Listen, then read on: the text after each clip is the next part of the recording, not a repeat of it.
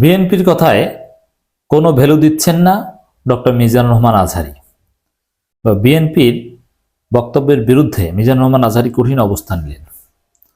দর্শক, বিএনপি মিজানুর রহমান আজহারীকে একটা মেসেজ দিয়েছে। কি বোঝাতে চেয়েছে? হুমকি ধামকি দিয়েছে, হেনস্থা করার থ্রেট দিয়েছে। কারা হেনস্থা করার থ্রেট দিয়েছে আমরা তালিকা করেছি, আমাদের ডিটেলস আছে। কিভাবে হেনস্থা, কিভাবে কি করেছে, এগুলো সব খোঁজ নিচ্ছি আমরা। তা নানান হুমকি ধামকি দিয়ে শামসুজ্জামান দুদু থেকে শুরু করে বিএনপির আরো নেতারা, হারুন, এরা আজহারীকে কি বার্তা দিয়েছিল?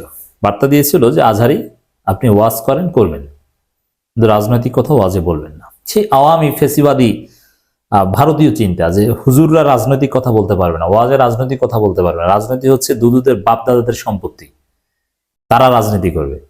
এজন্য দুদু মিজানুর রহমান আজহারীকে বলেছিল না যে রাজনীতি করবেন, দলে যোগ দেন, আপনি জামাত ইসলামীতে যোগ দেন বা অন্য কোনো দলে যোগ দেন, কিন্তু ওয়াজের ময়দানে রাজনীতি করেন কেন? এর মানে বিএনপির বার্তা ছিল যে আজহারী ওয়াজ করবে, কোনো সমস্যা নেই, মাটির নিচে কথা বলবে, কোনো সমস্যা নেই, প্রথম আসমানের উপরের কথা বলবে, কোনো সমস্যা নেই, কিন্তু দুনিয়ার সমসাময়িক বিষয় নিয়ে কথা বলতে পারবেন না। ধরেন নাকি তাকে রাজনীতিতে যোগ দিতে হবে, যদিও আজহারী এর জবাব আগে দিয়েছেন যে আমি এদেশের একজন নাগরিক, অতএব আমার বাক স্বাধীনতা আছে। শুধু জবাব না, কর্মের মাধ্যমে বিএনপির এই প্রস্তাবকে, পরামর্শকে বৃদ্ধাঙ্গুলি দেখিয়েছেন মিজানুর রহমান আজহারী। তিনি একের পর এক রাজনীতি, সমাজ, বাস্তবতা, বিভিন্ন ফেনোমেনন নিয়ে কথা বলে যাচ্ছেন। এর মানে বিএনপিকে বৃদ্ধাঙ্গুলি দেখাচ্ছেন। চমৎকার। দর্শক, মিজানুর রহমান আজহারী সমসাময়িক নানান বিষয়ে ফেসবুক পোস্ট দেন, তার মতামত, এবং তার মতামতটার তাসির, প্রভাব এত বেশি যে এই যে হাসনাত আব্দুল্লাহ বা আরো বড় বড় ফিগার অনেক সমস্যা সমাধান করতে যান, বা নিউজ পেপারের রিপোর্ট হয়, সম্পাদকীয় লেখা হয়, অ্যানালিটিক্যাল কলাম লেখা হয় সমস্যা সমাধানের জন্য, সব কিছুর ঊর্ধ্বে আজহারীর 2-4 লাইনের একটা মন্তব্য। আজহারীর সমসাময়িক বিষয়ে একটা মন্তব্য যে পরিমাণ মানুষের কাছে যায় বা যে পরিমাণ মানুষকে প্রভাবিত করতে পারে আজহারীর একটা বক্তব্য, ওই পরিমাণ মানুষের কাছে প্রথম আলো ডেইলি স্টারের বক্তব্য যায় না, যমুনা টেলিভিশনের বক্তব্য যায় না, যেটা আজহারী তার ফেসবুকে লিখলেই যে পরিমাণ মানুষের কাছে যায় এবং মানুষের মাধ্যমে প্রভাবিত হয়, তাসির আছে। যারা বলে মানুষ শুনে এটা না, তাসির আছে। অতএব সমসাময়িক বিষয়ে মিজানুর রহমান আজহারীর বক্তব্যের গুরুত্ব, প্রয়োজনীয়তা অনেক।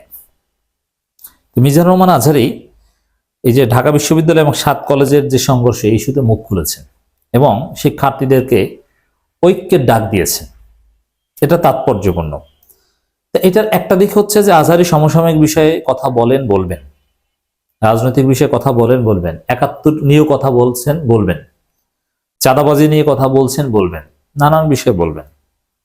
চাঁদাবাজি নিয়ে সামনে হাত উঁচু করে দেখাবেন, জনগণকে হাত উঁচু করাবেন যে আপনাকে চাঁদাবাজদের সমর্থন করবেন, আপনার কাকে ভোট দিবেন, যারা কোরআনের পক্ষে, ইসলামের পক্ষে, তাদেরকে ভোট দিবেন। এই ভোটও চাইবেন আজহারী, ওয়েট অ্যান্ড সি। তো বিএনপির এই পরামর্শকে আজহারী বৃদ্ধাঙ্গুলি দেখিয়ে যাচ্ছেন, এইসব পরামর্শের 4 আনার দাম নেই।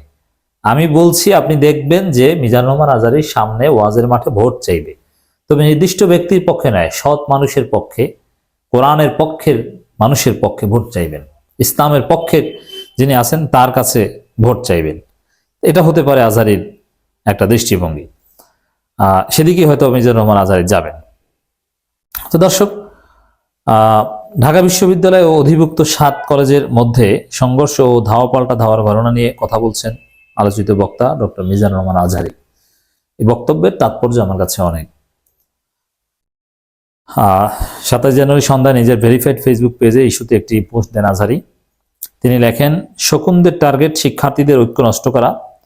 ঐক্য নষ্ট করার মতো নির্বুদ্ধিতাপূর্ণ কোনো কাজ আর হতে পারে না। ঐক্যবদ্ধ থাকলে দেশীয় বা আন্তর্জাতিক যে কোনো ষড়যন্ত্র মোকাবেলা করা সম্ভব ইনশাআল্লাহ। এর মানে শিক্ষার্থীদেরকে ঐক্যের ডাক দিয়েছেন মিজানুর রহমান আজহারী, সবাইকে ঐক্যবদ্ধ হতে হবে, এই মেসেজ দিয়েছেন। তো দর্শক, ঐক্যের ডাক, দিস ইজ ভেরি সিগনিফিক্যান্ট। এবং মিজানুর রহমান আজহারী দেখছেন যে শিক্ষার্থীদের মধ্যে বিভেদ তৈরি করার চেষ্টা করছেন। যদি এখানে আমার একটু দ্বিমত আছে, এই নানান বিষয় নিয়ে শিক্ষার্থী দুই গ্রুপের মধ্যে ধাওয়া পাল্টা দেওয়া এবং ইখতিলাফের ঘটনা ঘটেছে, কিন্তু আবার সামনে এমন কোনো বিষয় আসতে পারে যখন এরাই একসাথে মিলে ওই কমন শত্রুকে পিটাবে। দ্বন্দ্ব, ইখতিলাফ, এটা অনিবার্য বাস্তবতা, এটা হবে, এটা মেনে নিতে হবে। এটা অস্বীকার করার চেষ্টা করলে বা এটা ধামাচাপা দিয়ে জোরালো ঐক্য জোর করে ঐক্যের চেষ্টা করলে সেটা আবার ভুল। কিন্তু মৌলিক বিষয় ঐক্য হতে হবে। তো এই জন্য এই ঢাকা বিশ্ববিদ্যালয়ের 7 কলেজে হয়েছে, এটা আমি সিরিয়াস কিছু মনে করি না। এই ঢাকা বিশ্ববিদ্যালয়ের 7 কলেজ ছেলেদের মধ্যে ধাওয়া পাল্টা দেওয়া মারামারি হয়েছে, এরাই এবার একসাথে প্রয়োজন হলে আওয়ামী লীগকে পিটাবে। হ্যাঁ, তারপর এগুলো কাম্য নয়। যে ছাত্রদের কমন প্ল্যাটফর্ম থাকা দরকার, যে দাবি দেওয়া সংঘর্ষ কেন হবে, সবাই মিলে, এটা একটা 7 কলেজ ঢাকা বিশ্ববিদ্যালয়ে সবাই ভাইবে, সবাই মিলে একটা সমাধানে পৌঁছানোর চেষ্টা করা হবে। আজহারী সাহেব সেই শান্তির বার্তায় দিচ্ছেন। অতএব মিজানুর রহমান আজহারী এখন শিক্ষার্থীদের সমস্যা নিয়েও কথা বলেন, রাজনৈতিক সমস্যা, 1971 ইস্যু, নির্বাচন, নানান বিষয়ে কথা বলবেন, চাঁদাবাজদের বিরুদ্ধেও কথা বলবেন। এটা তাৎপর্যপূর্ণ। মিজানুর রহমান আজহারীর ঐক্যের ডাকে সারা দিন। শিক্ষার্থীরা, আপনারা একটা কমন প্ল্যাটফর্ম বা মৌলিক কিছু বিষয়ে আপনাদের এই সংঘাত সংঘর্ষ এড়ানোর একটা গার্ডিয়ান কাউন্সিল বা অভিভাবক নেতা, এরকম একটা দৃষ্টিভঙ্গি থাকা দরকার।